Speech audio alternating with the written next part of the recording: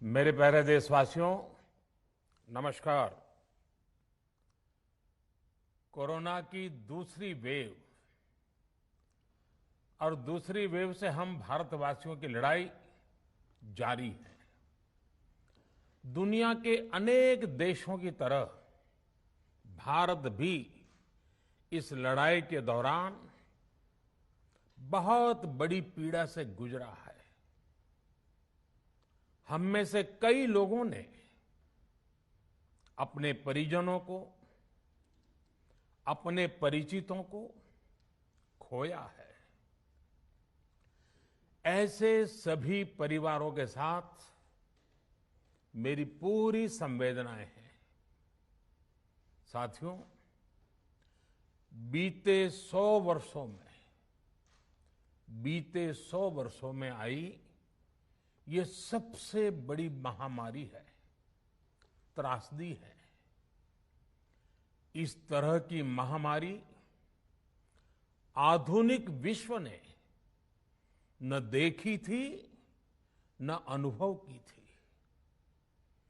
इतनी बड़ी वैश्विक महामारी से हमारा देश कई मोर्चों पर एक साथ लड़ा है।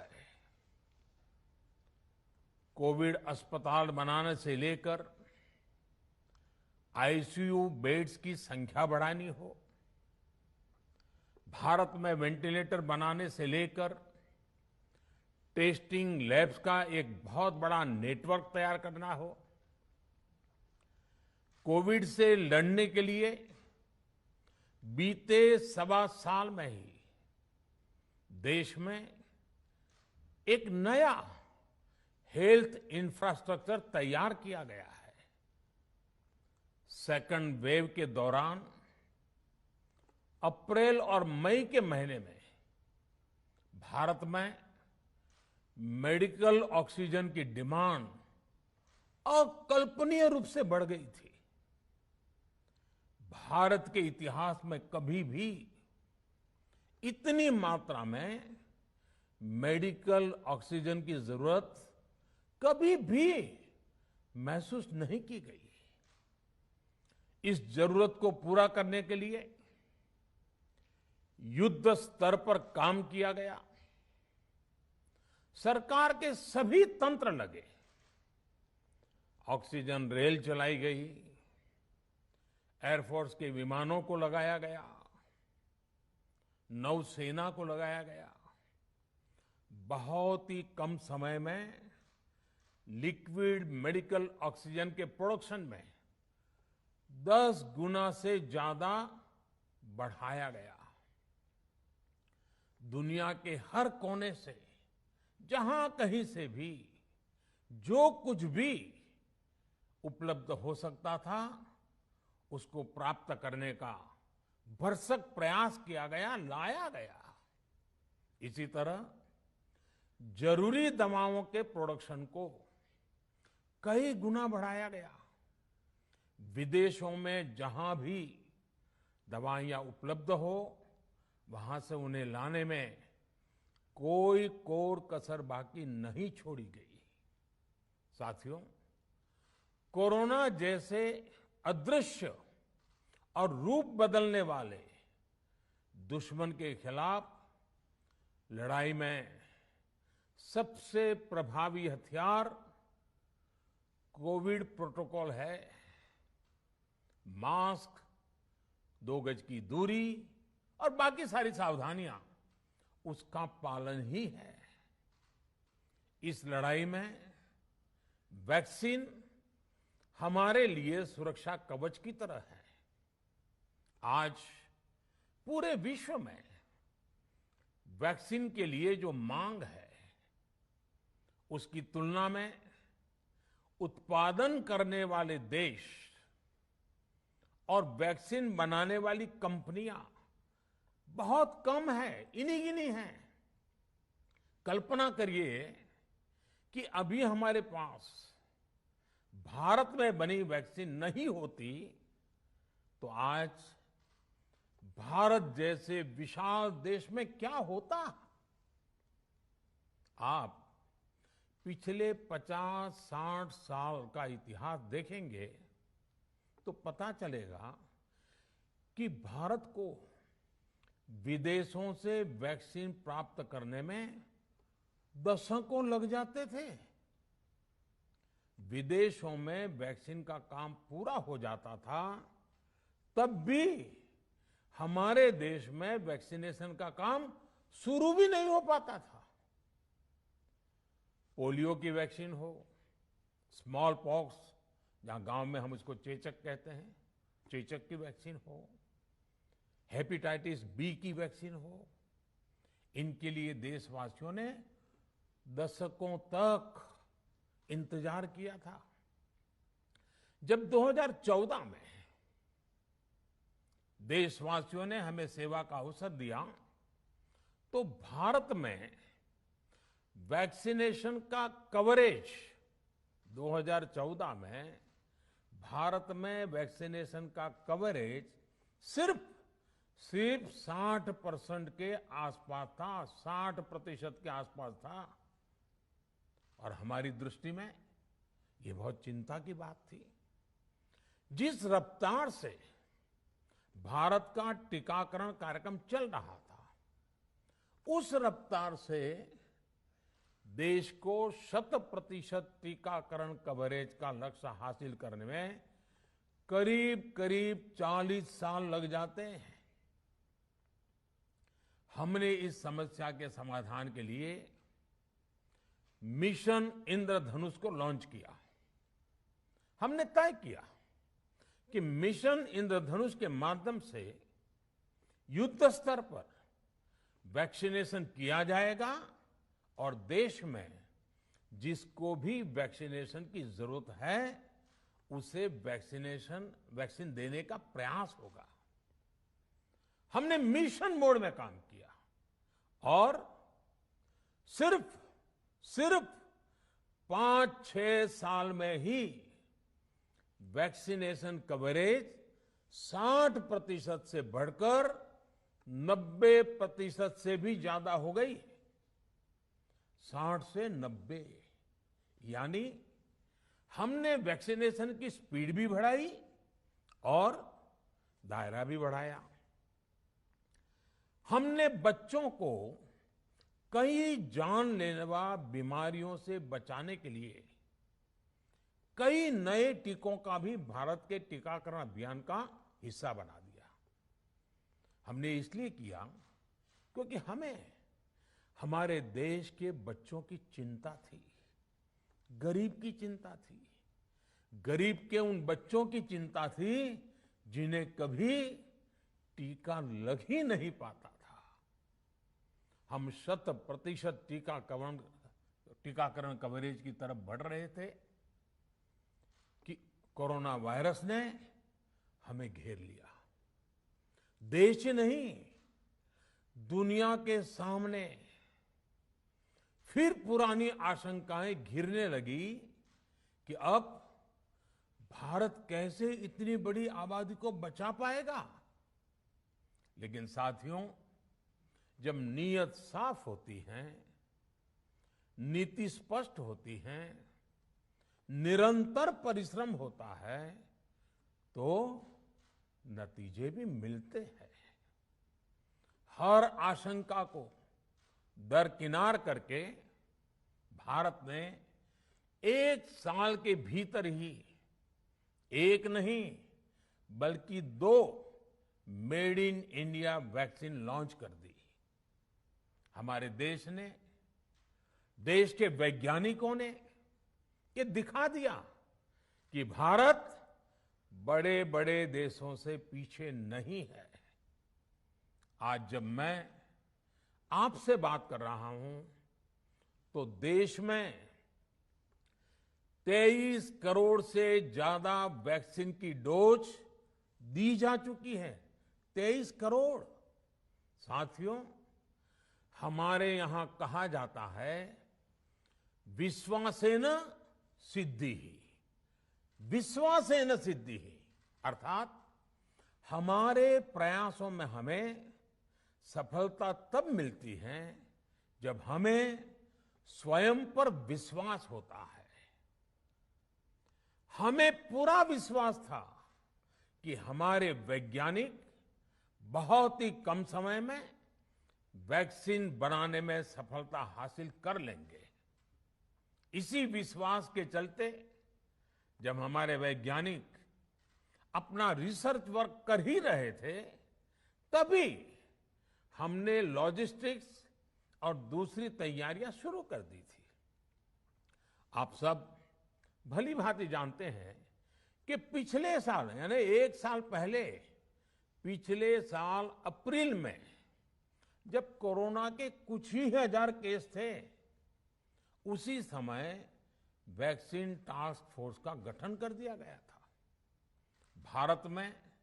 भारत के लिए वैक्सीन बनाने वाली कंपनियों को सरकार ने हर तरह से सपोर्ट किया। वैक्सीन निर्माताओं को क्लिनिकल ट्रायल में मदद की गई, रिसर्च और डेवलपमेंट के लिए जरूरी फंड दिया गया। हर स्तर पर सरकार उनके साथ कंधे से कंधा मिलाकर चली।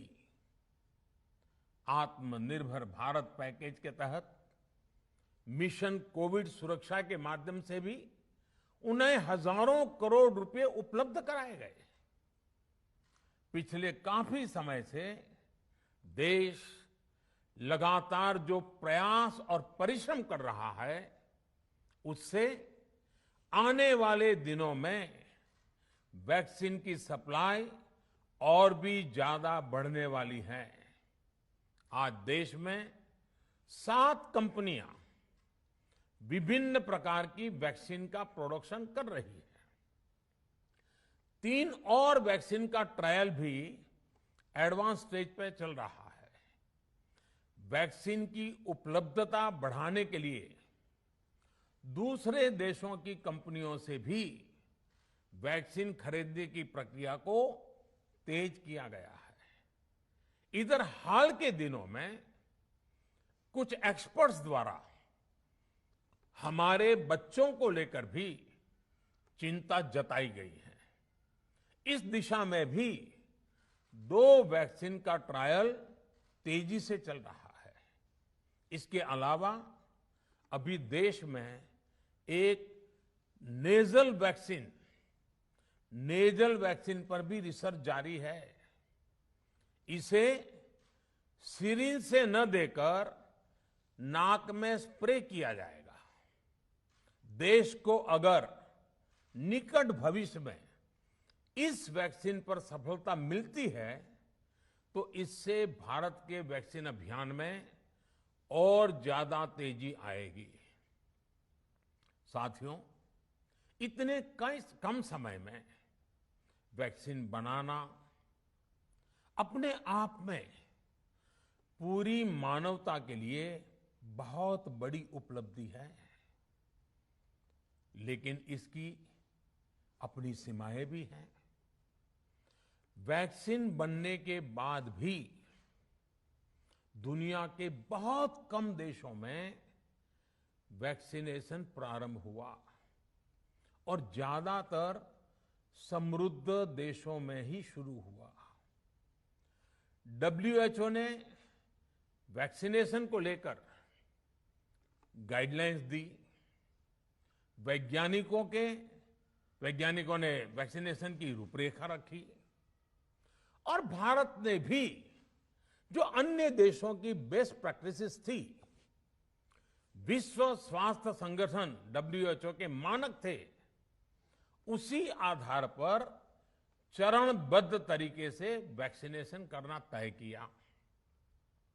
केंद्र सरकार ने मुख्यमंत्रियों के साथ हुई अनेकों बैठकों से जो सुझाव मिले, संसद के विभिन्न दलों के साथियों द्वारा जो सुझाव मिले, उसका भी पूरा ध्यान रखा।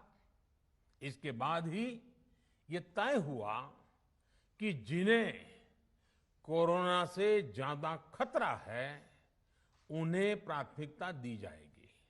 इसलिए ही हेल्थ वर्कर्स, फ्रंटलाइन वर्कर्स, 60 वर्ष की आयु से ज्यादा के नागरिक, बीमारियों से ग्रसित 45 वर्ष से ज्यादा आयु के नागरिक, इन सभी को वैक्सीन पहले लगनी शुरू हुई है। आप कल्पना कर सकते हैं कि अगर कोरोना की दूसरी वेव से पहले हमारे फ्रंटलाइन वर्कर्स को वैक्सीन नहीं लगी होती तो क्या होता। सोचिए, हमारे डॉक्टर्स, नर्सिंग स्टाफ को वैक्सीन ना लगी तो क्या होता। अस्पतालों में सफाई करने वाले हमारे भाई बहनों को, एम्बुलेंस के हमारे ड्राइवर्स भाई बहनों को वैक्सीन ना लगी होती तो क्या होता।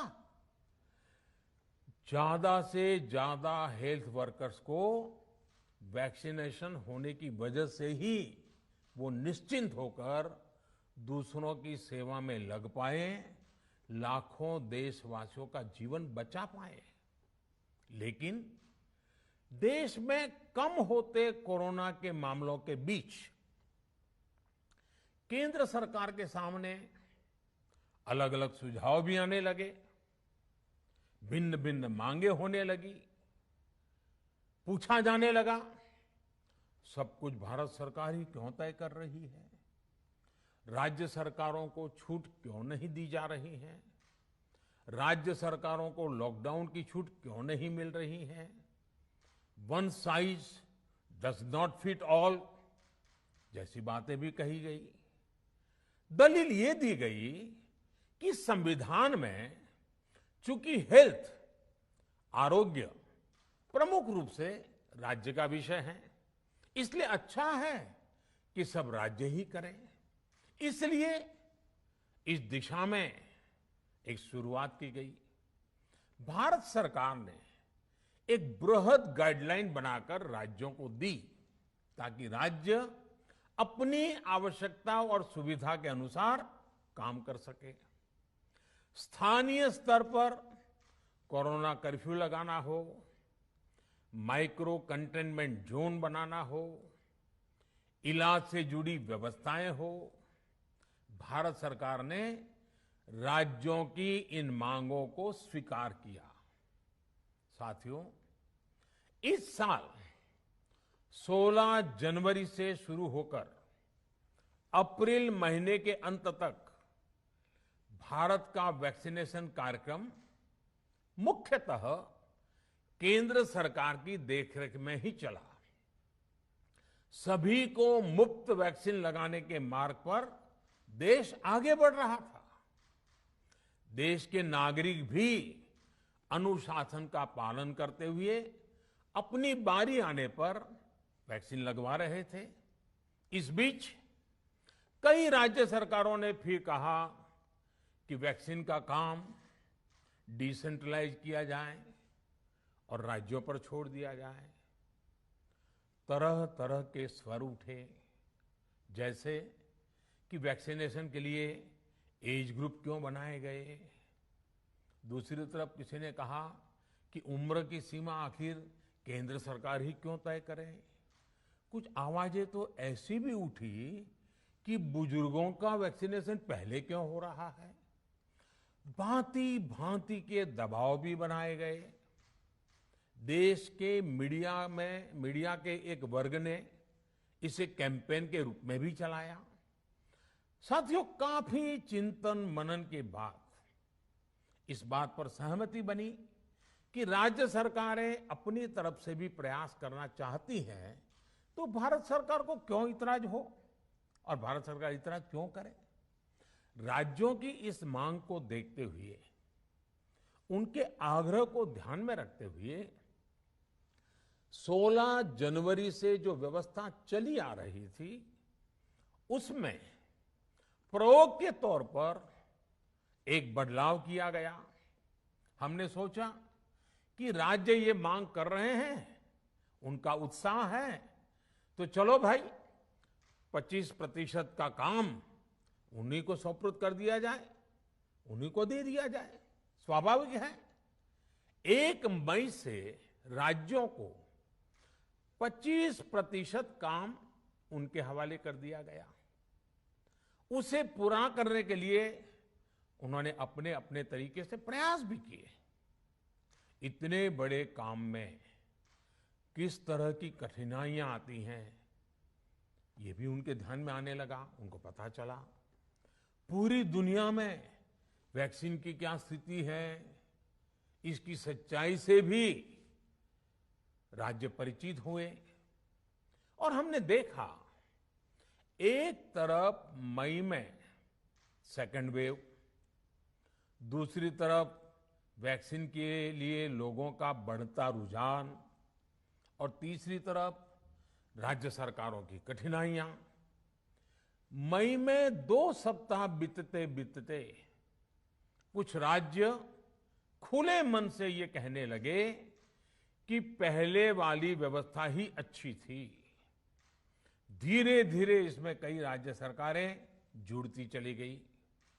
वैक्सीन का काम राज्यों पर छोड़ा जाए, जो इसकी वकालत कर रहे थे उनके विचार भी बदलने लगे। एक अच्छी बात रही कि समय रहते राज्य पुनर्विचार की मांग के साथ फिर आगे आए। राज्यों की इस मांग पर हमने भी सोचा कि देशवासियों को तकलीफ ना हो, सुचारू रूप से उनका वैक्सीनेशन हो। इसके लिए 1 मई के पहले वाली, यानी 1 मई के पहले 16 जनवरी से अप्रैल अंत तक जो व्यवस्था थी, पहले वाली पुरानी व्यवस्था को फिर से लागू किया जाए। साथियों, आज ये निर्णय लिया गया है कि राज्यों के पास वैक्सीनेशन से जुड़ा जो 25% काम था, उसकी जिम्मेदारी भी भारत सरकार उठाएगी। ये व्यवस्था आने वाले 2 सप्ताह में लागू की जाएगी। इन 2 सप्ताह में केंद्र और राज्य सरकारें मिलकर नई गाइडलाइंस के अनुसार आवश्यक तैयारी कर लेंगी। संयोग है कि 2 सप्ताह बाद 21 जून को ही अंतर्राष्ट्रीय योग दिवस भी है।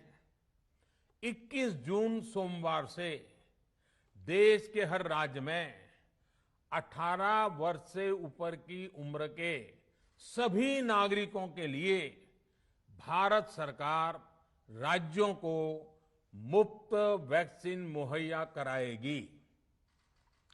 वैक्सीन निर्माताओं से कुल वैक्सीन उत्पादन का 75% हिस्सा भारत सरकार खुद ही खरीदकर राज्य सरकारों को मुफ्त देगी। यानी देश की किसी भी राज्य सरकार को वैक्सीन पर कुछ भी खर्च नहीं करना होगा। अब तक देश के करोड़ों लोगों को मुफ्त वैक्सीन मिली है। अब 18 वर्ष की आयु के लोग भी इसमें जुड़ जाएंगे। सभी देशवासियों के लिए भारत सरकार ही मुफ्त वैक्सीन उपलब्ध करवाएगी। गरीब हो, निम्न मध्यम वर्ग हो, मध्यम वर्ग हो या फिर उच्च वर्ग, भारत सरकार के अभियान में मुफ्त वैक्सीन ही लगाई जाएगी। हां, जो व्यक्ति मुफ्त में वैक्सीन नहीं लगवाना चाहते, प्राइवेट अस्पताल में वैक्सीन लगवाना चाहते हैं, उनका भी ध्यान रखा गया है। देश में बन रही वैक्सीन में से 25% प्राइवेट सेक्टर के अस्पताल सीधे ले पाए, ये व्यवस्था जारी रहेगी। प्राइवेट अस्पताल वैक्सीन की निर्धारित कीमत के उपरांत एक डोज पर अधिकतम 150 रुपये ही सर्विस चार्ज ले सकेंगे। इसकी निगरानी करने का काम राज्य सरकारों के पास ही रहेगा। साथियों, हमारे शास्त्रों में कहा गया है प्राप्य आपदम न व्यथते कदाचित, उद्योगम अनु इच्छति चा प्रमत्तः। अर्थात विजेता आपदा आने पर उससे परेशान होकर हार नहीं मानते, बल्कि उद्यम करते हैं, परिश्रम करते हैं और परिस्थिति पर जीत हासिल करते हैं।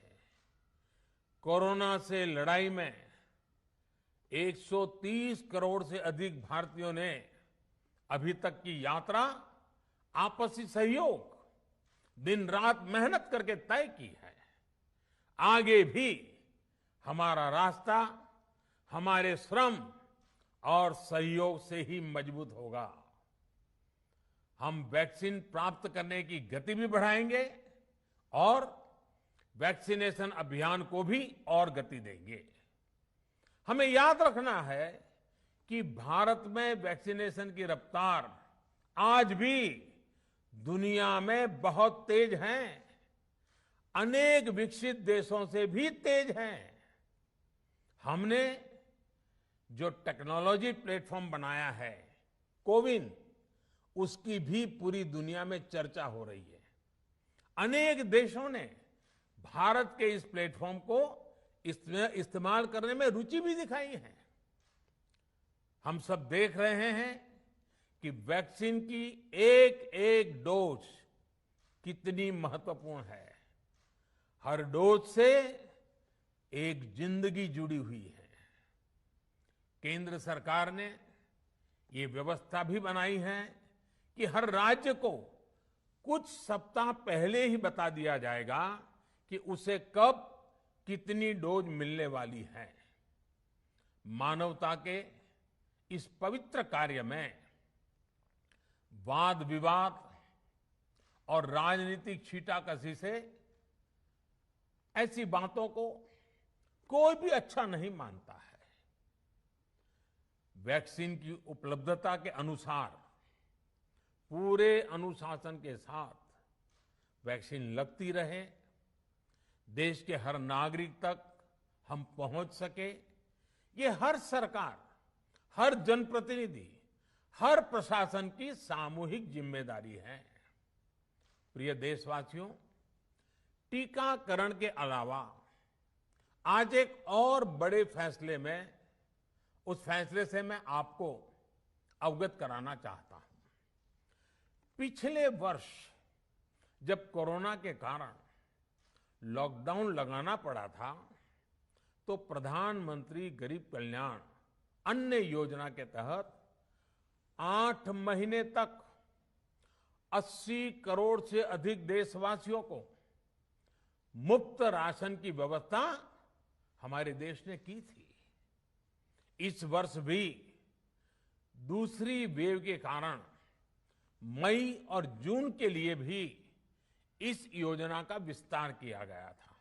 आज सरकार ने फैसला लिया है कि प्रधानमंत्री गरीब कल्याण अन्न योजना को अब दीपावली तक आगे बढ़ाया जाएगा। महामारी के इस समय में सरकार गरीब की हर जरूरत के साथ उसका साथी बनकर खड़ी है। यानी नवंबर तक 80 करोड़ से अधिक देशवासियों को हर महीने तय मात्रा में मुफ्त अनाज उपलब्ध होगा। इस प्रयास का मकसद यही है कि मेरे किसी भी गरीब भाई बहन को, उसके परिवार को भूखा सोना ना पड़े।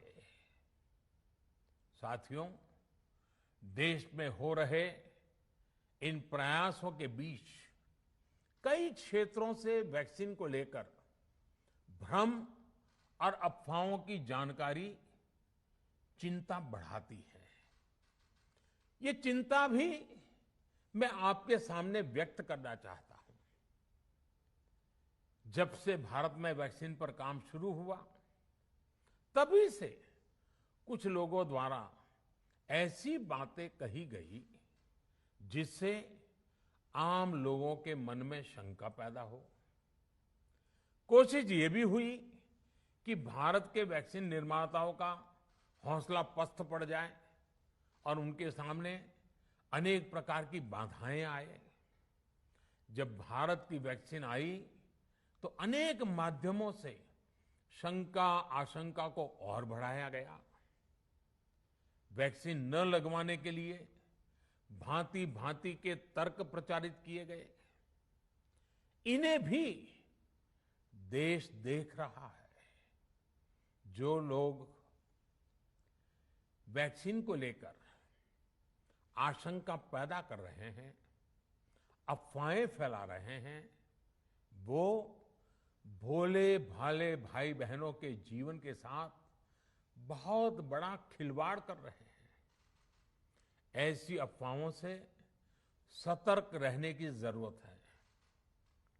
मैं भी आप सबसे, समाज के प्रबुद्ध लोगों से, युवाओं से अनुरोध करता हूं कि आप भी वैक्सीन को लेकर जागरूकता बढ़ाने में सहयोग करें।